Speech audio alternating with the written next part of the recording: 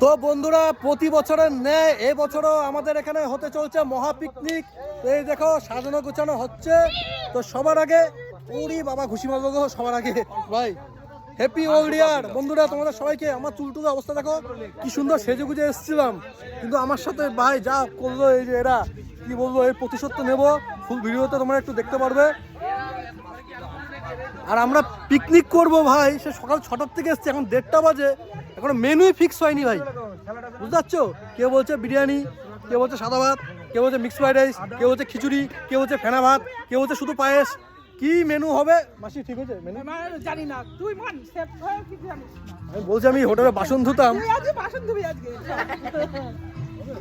দেখো একটা খাতা পুরো ভরে গেছে, খাতা ভরে গেছে মেনু ফিক্স করতে করতে।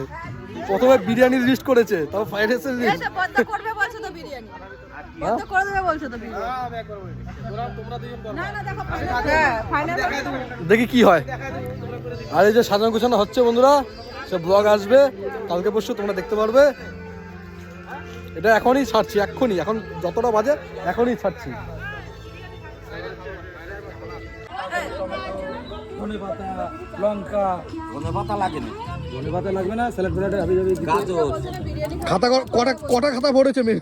গাজর 1 কিলো, রেসিপি দেখতে দেখতে। গাজর লাগবে, গাজর, মটরশুঁটি 1 কেজি লাগবে। এটা আমাদের বিরিয়ানিরটা না, মটরশুঁটি লাগবে। এটা বিরিয়ানির রেস্ট হয়েছে গো। রাইস হবে না, বিন লাগবে 500, তাই তো?